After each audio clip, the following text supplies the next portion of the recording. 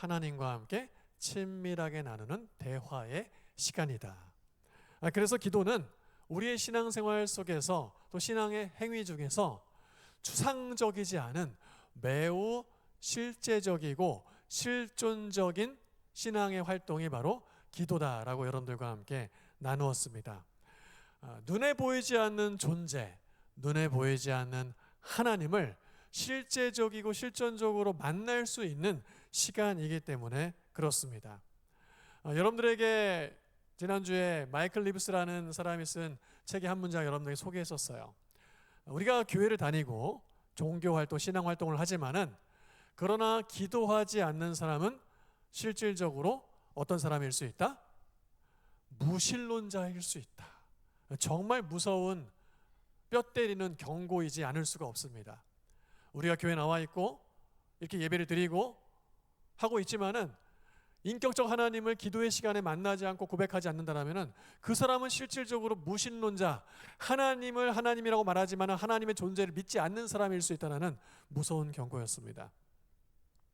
그러한 경고에도 불구하고 지난주와 이번 한 주 우리가 일주일을 보내면서 여러분들이 정말 기도하지 않고 하나님을 기도의 시간에 인격적으로 대하려고 하지 않았다면 정말 이 경고가 우리의 심령 가운데 무섭게 메아리 쳐 울려 펴져야 될 거라 생각이 됩니다. 지난주에 그렇게 이 기도가 우리의 영적인 상황에 또 신분에 정말 중요한 하나님을 대할 수 있는 인격적 시간임에도 불구하고 그것을 알았음에도 불구하고 일주일 동안 기도를 통해 하나님을 찾지 않았다면 정말 나는 무신론자일 수 있다는 거예요. 우리가 지금 이 자리에 예배드린다고 하고 있지만 말이죠. 여러분, 기도에 힘쓸 수 있는 우리 대광교회 청년들 될 수 있기를 바랍니다. 그냥 기도해야 되기 때문에 하는 것이 아니라 눈에 보이지 않는 하나님을 실존을 대할 수 있는 너무나 귀한 시간이기 때문에 그렇습니다. 여러분, 기도를 한다는 것은요, 기도를 들으시는 대상이 있습니다. 맞습니까? 우리가 무엇인가 고백하고 간구한다는 것은요, 그 고백과 간구를 들으시는 대상이 있다는 거예요. 그리고 우리가 지난주에 나누었지만은 그 기도를 들으시고 응답하시는 그 대상이 어떤 존재다? 하나님이신데 어떤 하나님이요? 아버지가 되시는 하나님이시라고 함께 나누었습니다. 그래서 기도는 아버지와 자녀가 나누는 매우 친밀한 대화의 시간이에요. 산상수훈 중에 마태복음 6장은 특별히 이 기도가 무엇인지에 대해서 예수님께서 친히 매우 핵심적으로 가르쳐 주신 말씀이 기록이 되어 있습니다. 그래서 우리가 주기도문의 맨 처음 우리 예수님께서 기도의 모델로 알려주실 때 무엇을 가장 먼저 언급하셨습니까? 우리의 기도를 들으시는 대상이 하나님이신데 그분이 누구셨다? 아버지 하나님이었다. 하늘에 계신 우리 아버지여. 우리의 기도를 들으시는 분이 아버지 되신 하나님이라는 것을 예수님께서 가장 먼저 주기도문을 통해 알려주셨다는 것이죠. 그리고 계속해서 예수님께서 기도에 대해서 가르쳐 주실 때 이 마태복음 6장에 반복해서 계속적으로 등장하는 단어가 바로 무엇이겠습니까? 당연히 단연코 아버지예요.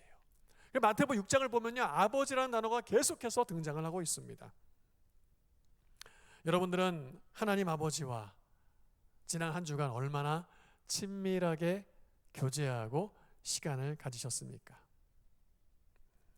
지난주 도전 과제에 여러분, 제가 하나님과 인격적으로 기도하는 시간을 대하기 위해서 좋은 방법 하나를 여러분들에게 제안을 했어요. 기억나십니까? 자, 어떻게 하는 거예요? 하나님을 내가 그냥 편할 때 하고 싶을 때 기도하는 게 아니라 기도 시간을 어떻게 하자? 하나님과 시간을 정해서 약속을 하자. 그리고 그 약속을 지키는 훈련을 하자라고 했는데, 자, 혹시 하나님과 약속하고 기도하는 시간을 좀 인격적으로 대하기 위해서 해보신 분? 예, 좋습니다. 여러분, 우리가 변화돼야 돼요. 말씀을 듣고 우리 반응해야 되지 않습니까? 여러분, 오늘 또 우리가 함께 이 말씀을, 기도에 대한 말씀을 나누면서 여러분들 한번 정말 이번 일주일 동안 내가 실천해야 될 것이 무엇인지를 깊이 한번 고민해 볼 수 있으면 좋겠어요. 제가 오늘 기도에 대해서 쭉 말씀을 준비하면서 왜 우리가 지난주에 말씀을 듣고도 그 인격적이신 하나님 앞에 나아가서 기도하는 시간을 가지지 못했을까? 왜 그것이 잘 안 될까? 라고 생각했을 때 여전히 하나님을 아버지로 깊이 인식하지 못하는 인식의 문제를 제가 떠날 수가 없었습니다. 그래서 오늘은 이 하나님의 아버지 되심을 여러분들과 함께 지난주에 이어서 좀 더 깊이 나누려고 합니다. 우리가 신앙생활하면서 하나님을 만났다라는 얘기를 하는데 여러분 하나님을 만났다. 하나님 만나셨습니까? 여러분 하나님 만나셨어요? 언제 만나셨어요? 아주 먼 옛날 만나셨어요? 우리 하나님 만난다고 했을 때 눈에 보이지 않는 하나님을 만났다라고 얘기하는 데 상당히 추상적입니다. 우리가 만났다라고 얘기할 때는 대면, 얼굴과 얼굴을 대면해서 시간을 보내는 것을 만났다라고 이야기하지 않습니까? 근데 우리가 하나님을 대면해서 만난 사람은 극히 드물어요. 없어요. 뭐 환상 가운데 나타나셔서 만나 주실 수 있을 그 정도입니다. 그래서 우리가 신앙생활하면서 하나님을 만났다라고 얘기할 때 이 한 단어를 추가적으로 덧붙여서 이야기를 합니다. 하나님을 인격적으로 만났다. 하나님을 인격적으로 만났다. 제가 사실 신앙생활하면서 사역을 하기 전부터 여러분들 나이 또래 20대 초반에 이 하나님을 인격적으로 만났다는 말을 들을 때 좀 알러지 반응이 나타났어요. 별로 안 좋아했어요. 왜 그랬냐면은 저와 아마 비슷한 생각을 가지신 분들이 있을지 모르겠어요. 하나님을 만나면 만났지 무슨 인격적으로 만나는 건 또 뭐야? 그래서 뭔가 신앙생활하면서 있어 보이고 싶고 그런 사람들이 하는 표현처럼 느껴졌어요. 나 하나님 인격적으로 만났어. 너 하나님 인격적으로 만났어? 아니 그 만나면 만났지 인격적으로 만난 거 도대체 뭐냐는 거예요. 그런데 지금 생각해 보면은 그 당시 그렇게 생각했던 제가 하나님을 제대로 만나고 있지 못했던 것 같아요. 제가 하나님을 제대로 만났다라면은 하나님이 얼마나 인격적으로 우리에게 다가오시는 분이신지를 모를래야 모를 수가 없기 때문에 그렇다는 겁니다. 여러분 하나님을 인격적으로 만나셨습니까?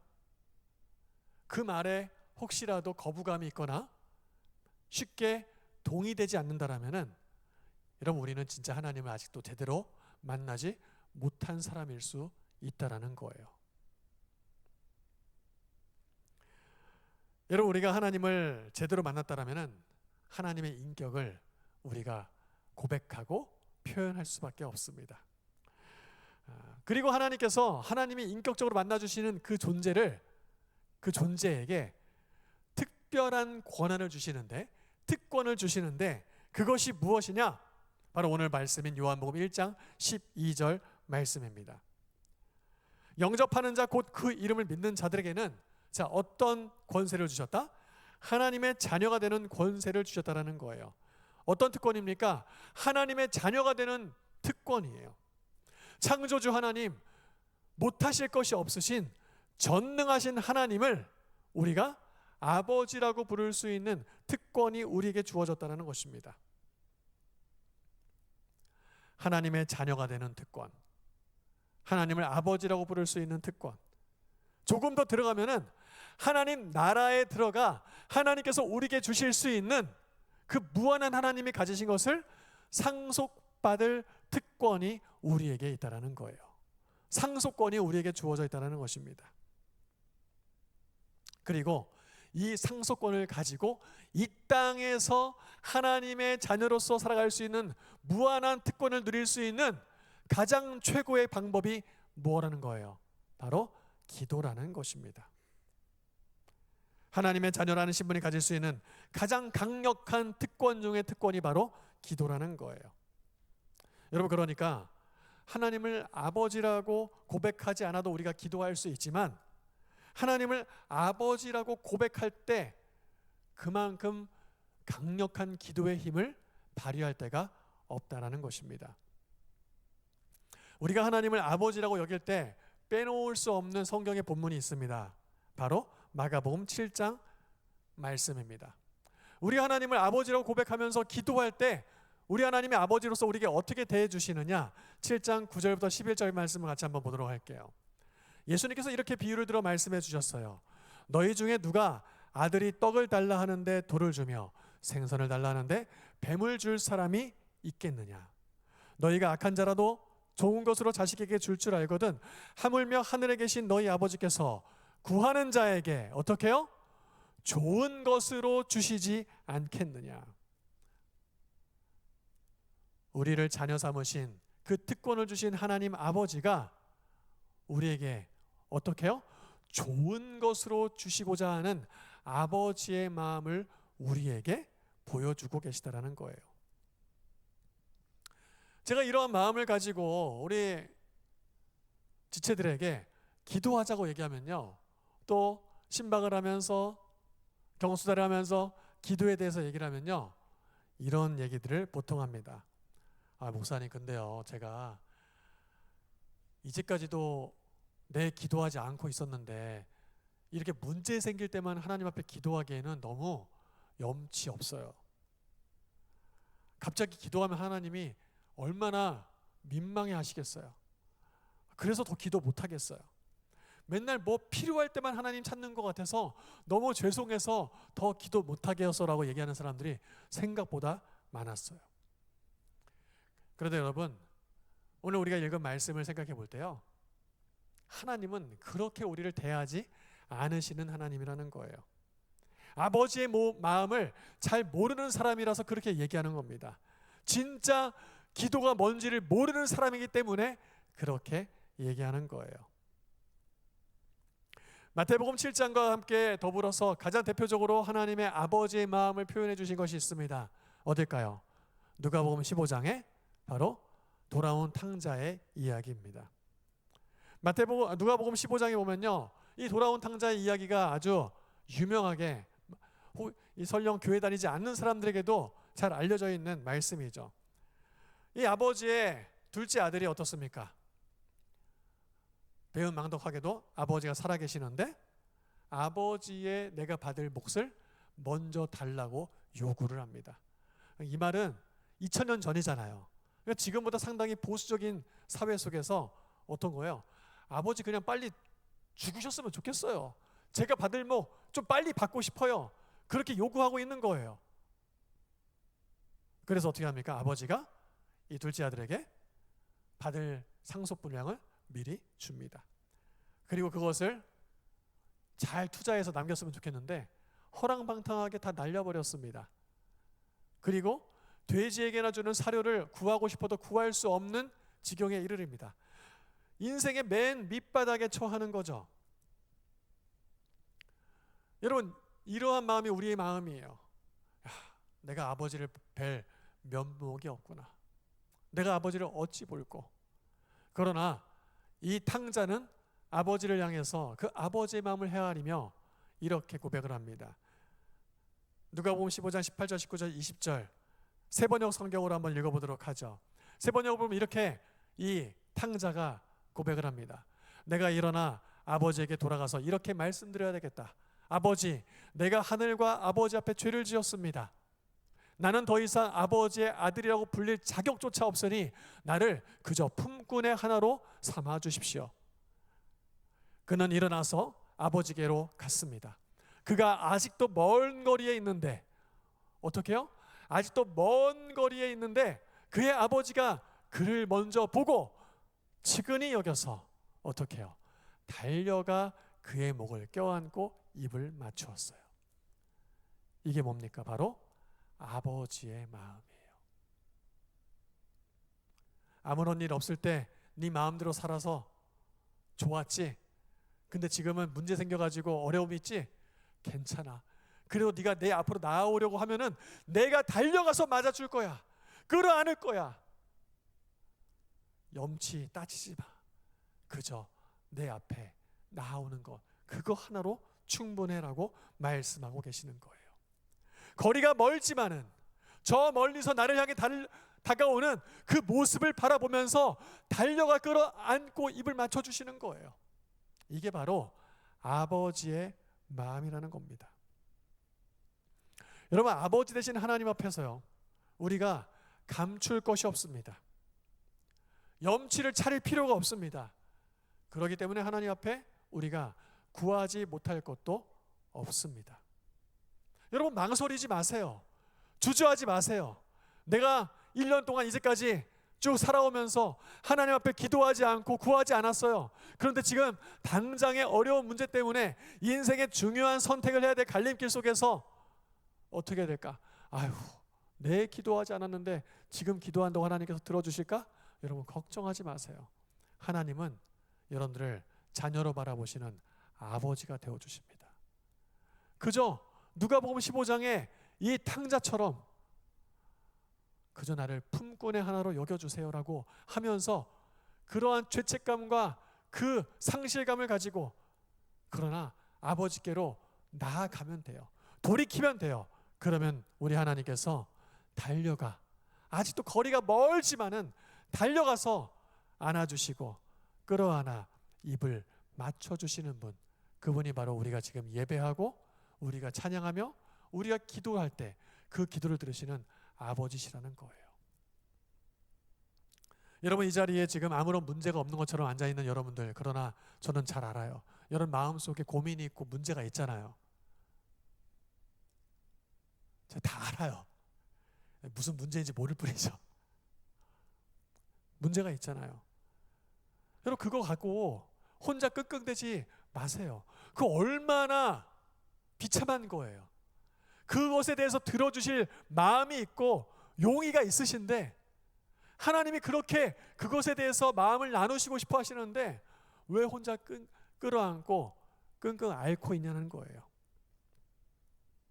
하나님 앞에 감출 것 없고 염치 차릴 필요 없고 구하지 못할 것이 없다라는 겁니다. 그것에 대해서 사도 바울은 로마서 8장 32절 말씀에 이렇게 고백하고 있습니다. 자기 아들을 아끼지 아니하시고 우리 모든 사람을 위하여 내주시니가 어찌 그 아들과 함께 모든 것을 우리에게 주시지 아니하겠느냐. 여러분, 믿으십니까? 이미 하나님, 우리 아버지 되신 하나님께서 그 아들을 우리에게 아낌없이 내어주셨는데, 이미 우리에게 모든 것을 주시겠다고 확실하게 증표로 그 아들을 주셨는데 우리에게 주시지 않을 것이 없다라고 말씀해 주시는 거예요. 사랑하는 우리 대광교회 청년지체 여러분, 하나님 앞에 나아가실 수 있기를 바랍니다. 하나님 앞에 구하실 수 있기를 바라요. 하나님 앞에 구하지 못할 것이 아무것도 없다라는 거예요. 마음껏 구하세요. 왜요? 하나님 우리 아버지시기 때문에. 목사님, 이런 것조차 구해도 괜찮아요? 괜찮아요. 구하세요. 왜요? 하나님 우리 아버지시기 때문에 그래요. 우리가 잘못된 것을 구하면요, 하나님은 아버지시니까 야, 그거는 너한테 좋은 게 아닌 것 같아, 더 바꿔서 좋은 것으로 주실 수 있는 분이에요. 왜요? 아버지시니까요. 그러니까 이런 거 구하는 게 맞을까 틀릴까 하나님 앞에 나아가기 전에 그거 가지고 고민하지 마세요. 그냥 하나님 앞에 다 구하세요. 남김없이 아뢰세요. 그러면 하나님께서 그 모든 것을 다 우리에게 좋은 것으로 만들어 주시는 분이시라는 거예요. 하나님 아버지께 나아가는 것, 이것이야말로 그분을 진정으로, 그분께 기도하는 것이야말로 그분을 진정으로 아버지로 대하는 자녀로서의, 이 땅을 살아가는 신분으로서의 취할 마땅한 자세이고 모습이라는 것입니다. 오늘 설교를 마무리하면서 여러분들에게 지난주에 이어서 두 번째 액션 플랜을 좀 던져드리려고 합니다. 자, 지난주 하나님과 기도하는 데 있어서 하나님을 인격적으로 대하기 위해서 약속이라는 수단을 한번 써보라고 했는데 여러분 다 안 하셨잖아요. 자, 이제 숙제 두 가지가 쌓이는 거, 지난주 안 하셨으니까. 자, 약속, 하나님과 약속 한 번이라도 좋아요. 하나님, 이번 한 주 동안에 내가 몇 날 무슨 요일 몇 시에 꼭 내가 무슨 일이 있어도 그 시간을 지키기 위해서 최우선순위에 두고 기도 시간을 갖겠습니다라고 약속해 보세요. 자, 그러면요, 이런 일들이 벌어질 거예요. 그 약속을 지키지 못하도록 다른 방해하는 일들이 그 사이에 치고 들어올 거예요. 그때 야, 영적인 공격이구나, 하나님을 인격적으로 만나지 못하도록 사탄이 공격하는구나 라고 생각하시고 그 시간을 지켜보세요. 그러면 하나님께서 여러분들을 뜨겁게 인격적으로 만나 주실 줄 믿습니다. 자, 지난주 이 액션 플랜 첫 번째고, 자, 이번 주 액션 플랜, 그렇게 해서 약속을 한 시간에 기도를 하고, 기도를 마무리하면은 예수님의 이름으로 기도합니다, 아멘 하고 그냥 끝나지 마시고 잠시 눈을 감고 하나님 아버지의 마음을 느껴보는 시간을 가지세요. 그냥 내가 한 거, 아뢰고 싶은 거, 구하고 싶은 거 다 구한 다음에 끝내지 마시고 어떻게 해요? 잠깐 그 기도를 끝낸 다음에 하나님이 내 기도를 어떻게 들으실지, 그런 기도한 내 마음을 어떻게 생각하고 계실지, 나를 바라보실 때 어떻게 바라보실지, 이렇게 잠잠히 하나님의 마음을 느끼시기 위해서 묵상하는 시간을 가져보세요. 자, 이번 주에 이 두 가지 액션 플랜을 하면은 정말 하나님께서 여러분들을 인격적으로 깊이 만나 주실 줄 믿습니다. 제가 기도할게요, 여러분들을 위해서. 여러분, 우리가 처음에 나누었듯이 기도는 하나님과 친밀하게 나누는 대화의 시간이라고 그랬어요.